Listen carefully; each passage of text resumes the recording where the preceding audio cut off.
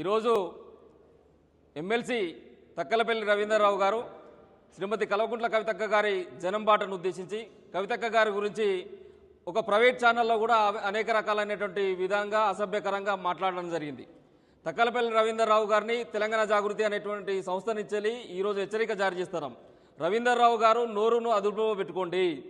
ముందుగా మీరు పార్టీకి చేసినటువంటి మంచి ఏంటో ఇలా ప్రజలకు చెప్పాలి. మానకోట జిల్లా ప్రజలకు కానీ రాష్ట్రంలో ఉన్నటువంటి ప్రజలకు కానీ ముందు ఈ పార్టీలో దొంగ అన్నట్టుగా ఒక దొంగ వ్యక్తిగా ఉన్నటువంటి నువ్వు పార్టీకి ద్రోహం చేసినటువంటి నువ్వు ఈరోజు కవితక్క గురించి మాట్లాడే స్థాయిలో నువ్వు ఉన్నావా అని చెప్పేసి నీకు నువ్వు ఇలా ప్రశ్నించుకోవాల్సినటువంటి అవసరం ఉన్నది. ఇలా 2018 సంవత్సరము సంబంధించినటువంటి ఎలక్షన్లలో నీకు పాలకొత్తు నుంచి వెళ్ళి టికెట్ ఆశిస్తే టీఆర్ఎస్ పార్టీ ఆ రోజున నీకు టికెట్ ఇవ్వలే. అక్కడి నుంచి ఎర్రబెల్లి దయాకర్రావుకు బీఫామ్ ఇచ్చినటువంటి పరిస్థితులలో మొదటిసారి కేసీఆర్ గారిని తప్పుబట్టి ఉద్యమకారులతోని పార్టీకి వ్యతిరేకంగా కేసీఆర్ గారికి వ్యతిరేకంగా సభ పెట్టించినటువంటి నీచ చరిత్ర అనేది. ఆ రోజున పార్టీ టికెట్ ఇవ్వకపోతే తెలంగాణ జనసమితి అనేటువంటి కోదండరాం సంబంధించినటువంటి పార్టీ తరఫున పోటీ చేయడం కోసం కోదండరాంతో కూడా చర్చలు జరిపినటువంటి మాట వాస్తవమా కాదా? చివరకు కోదండరాం సంబంధించినటువంటి వాళ్ళ పార్టీ ఇన్ఫ్లుయెన్స్ ఉంటుందో ఉండదని చెప్పేసి బీజేపీ పార్టీ నుంచి కూడా పోటీ చేయడానికి పోయి బీజేపీ పార్టీ దగ్గర మోకరిల్లి పైసలు అడిగింది వాస్తవమా కాదా? ఇలా రవీంద్రరావు సమాధానం చెప్పాల్సినటువంటి అవసరం ఉన్నది. అంతేకాకుండా 2023 సంవత్సరం మొన్న జరిగినటువంటి ఎలక్షన్లలో నీ కుర్చబుద్ధి ఏందనేటువంటి మానకోట ప్రజలందరూ కూడా చూసిళ్ళు. ఏదైతే గిరిజన సంబంధించినటువంటి జిల్లాగా ఉన్నటువంటి మానకోట జిల్లాలో మానకోట నియోజకవర్గం నుంచి శంకర్ నాయక్ గారు కంటెస్టెడ్ చేస్తే, డోనకల్ నియోజకవర్గం నుంచి రెడ్డి నాయక్ గారు కంటెస్టెడ్ చేస్తే ఈ గిరిజన బిడ్డలను ఓడించడం కోసం కాంగ్రెస్ పార్టీ అభ్యర్థికి నీ ఇంట్లో నుంచి డబ్బులు పంపించింది వాస్తవం కాదా? ప్రతి గ్రామాన కూడా ఒక్కొక్క కుట్రదారులను పెట్టుకొని నీ సంబంధించినటువంటి వ్యక్తులను పెట్టుకొని నువ్వు బీఆర్ఎస్ పార్టీకి ద్రోహం చేసింది వాస్తవం కాదా? నువ్వు సమాధానం చెప్పాల్సినటువంటి అవసరం ఉన్నది.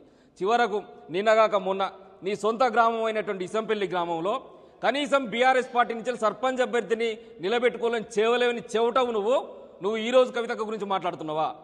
కాంగ్రెస్ పార్టీ యూత్ నాయకుడు అయినటువంటి అక్కడ ఉండబడేటువంటి ఎవరైతే యూత్ నాయకుడు షాగంటి సందీప్ అనేటువంటి వ్యక్తిని కాంగ్రెస్ తరఫున నిలబెట్టుకుని గెలిపించుకున్నటువంటి నీచ చరిత్ర ఒకరోజు బీఆర్ఎస్ పార్టీకి ద్రోహం చేసుకుంటా ఈరోజు కవితక్క గురించి అవాకులు చెవాకులు పెడితే నాలుక ఘోషిస్తాం రవీంద్రరావు తస్మత్ జాగ్రత్త అని చెప్పేసి సందర్భంగా హెచ్చరిస్తాను.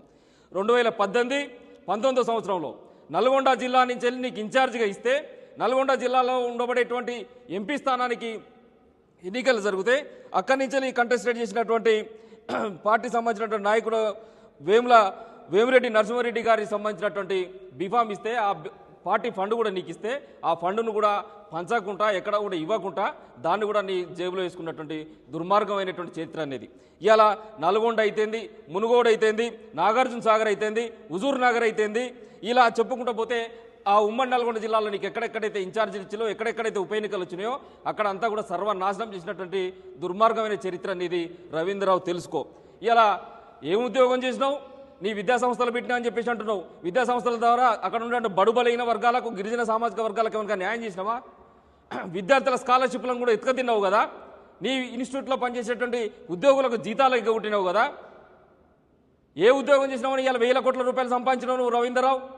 శ్రీరామగిరి అనేటువంటి ప్రాంతంలో 65 ఎకరాలకు సంబంధించినటువంటి భూమి ఉన్నది నీకు. ఇదే నేరేడ సంబంధించినటువంటి దగ్గర 27 నుంచి 30 ఎకరాలకు సంబంధించిన ఫామ్ హౌస్ ఉంది నీకు. ఇదే పక్కకు ఉన్నటువంటి కాచికల్లో 10 ఎకరాల భూమి. ఇట్లా చెప్పుకుంటూ పోతే నీ ల్యాండ్ బ్యాంక్ ఎంత అనేటువంటిది కూడా చెప్పాల్సి వస్తుంది. నీ దుర్మార్గమైనటువంటి చర్యల ప్రతిదీ కూడా మీ ఇంతవరకు ఎక్కడ కూడా మాట్లాడలే. నిన్ను ఎక్కడ టార్గెట్ చేసి కూడా కవిత గారు మాట్లాడలే. చివరకు నువ్వు ఎంత దుర్మార్గంగా వివరిస్తున్నావు అంటే నిన్నెవరు కూడా కానట్లేరు, కుక్కలు కూడా కానట్లేరు.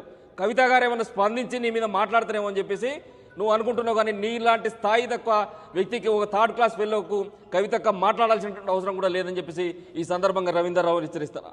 చివరకు ఒక ఆర్టీసీ కుటుంబం కండక్టర్గా ఉండబడేటువంటి లక్ష్మారెడ్డి గారు ఇది మొదటి నుంచి వాళ్ళ తాతల తండ్రులు సంపాదించినటువంటి ఆస్తి. ఈ ఆస్తిలో వాళ్ళ పాత పాస్ పుస్తకాలు లక్ష్మారెడ్డి గారికి సంబంధించిన పాత పాస్ పుస్తకాలు. ఈ పాత పాస్ పుస్తకాల్లో ఈ సర్వే నెంబర్ 209 సర్వే నెంబర్లో 8 ఎకరాలకు సంబంధించిన పైచులకు భూమి ఉంటే ఈ భూమిని కూడా కబ్జా చేసి నీ భార్య మని అయినటువంటి శ్రీమతి సంధ్యారాణి గారి పైన రిజిస్ట్రేషన్ చేసుకున్న మాట వాస్తవం కాదా? చివరకు తన బిడ్డ పెళ్లి చేయడం కోసం కూడా నీ దగ్గరకు వచ్చేసి కాళ్ళవేళబడి బ్రతిమలాడినా కానీ కనికరించలేనటువంటి దుర్మార్గమైనటువంటి వ్యక్తివి, ఒక కబ్జా కోరువు. నువ్వు ఈరోజు కవితక్క గురించి మాట్లాడతావని చెప్పేసి సందర్భంగా తెలియస్తాను. ఇది ఇవాళ కోట్ల రూపాయల విలువ చేసేటువంటి భూమి. ఈ భూమిని కబ్జా చేసి ఆ కుటుంబాన్ని పేద మధ్యతరగతి కుటుంబం ఆ కుటుంబం చివరకు వాళ్ళ బిడ్డ పెళ్లి చేసుకోవడానికి కూడా డబ్బులు లేనటువంటి పరిస్థితులలో కూడా ఇంకా కోట్లను ఆశ్రయించి తిరుగుతున్నారు లక్ష్మారెడ్డి గారు. ఇలా లక్ష్మారెడ్డికి ఏం సమాధానం చెప్తావు? ఎంఆర్ఓ సంబంధించినటువంటి రిపోర్ట్ కూడా ఇచ్చిల్లు కదా, ఈ భూమికి సంబంధించింది ఇది లక్ష్మారెడ్డి గారిది అని చెప్పేసి ఎంఆర్ఓ రిపోర్ట్ ఇచ్చిల్లు. కోర్టు కూడా ఆయనకు ఫేవర్గా ఇచ్చింది, కోర్టు జడ్జిమెంట్లు ఉన్నాయి. ఇలా నువ్వు సుఖం పోసావని చెప్పేసి నువ్వు కవిత గారి గురించి మాట్లాడతావా? జాగృతి జనంబాట ద్వారా ఏం న్యాయం చేస్తుంది కవిత అని చెప్పేసి మాట్లాడతావా? చివరకు శంకర్ నాయక్ గారు 2014 సంవత్సరంలో బీఫామ్ ఇప్పిస్తా అని చెప్పేసి తొరూరులో నువ్వు 10 ఎకరాల మామిడి తోటను నువ్వు నీ పేరు మీద రిజిస్ట్రేషన్ చేసుకుంది వాస్తవా కాదా? ఇలా మాట్లాడ ప్రజలకు సమాధానం చెప్పాలి. 10 ఎకరాల మామిడి తోటను బీఫామ్ కోసము నువ్వు బీఫామ్ ఇప్పిస్తా అంటే కేసీఆర్ నా జేబుల్లో ఉన్నాడు, కేటీఆర్ నా జేబుల్లో ఉన్నాడు, నేను ఇప్పిస్తా అనంటే ఆ గిరిజన బిడ్డ నమ్మి ఆ రోజున నీకు 10 ఎకరాల ఫామ్ హౌస్ను రిజిస్ట్రేషన్ చేసినటువంటి మాట వాస్తవం కాదా? రవీందర్ రావు గారు సమాధానం చెప్పాలి. ఇలా 2023 సంవత్సరంలో మొన్న పార్టీ ఓడిపోయిన తర్వాత మంత్రులందరూ దొంగలు, కేసీఆర్ కనుక మా మాట వినుంటే పార్టీ గెలిచేది అని చెప్పేసి పార్టీ పైన బురద జల్లే మాటలు మాట్లాడినటువంటి లోఫర్ ఎవడు? ఆ లోఫర్ మాటలు మాట్లాడినట్టు లోఫరు నువ్వు కాదా? ఇలా కవితక గురించి మాట్లాడే స్థాయి అనేది అని చెప్పేసి ఈ సందర్భంగా తెలియజేస్తాను. ఇయాటి వరకు నీ కుటుంబంతో నీకున్న సఖ్యత ఏంది? నీ అన్నదమ్ములతో నీకున్న సఖ్యత ఏంది?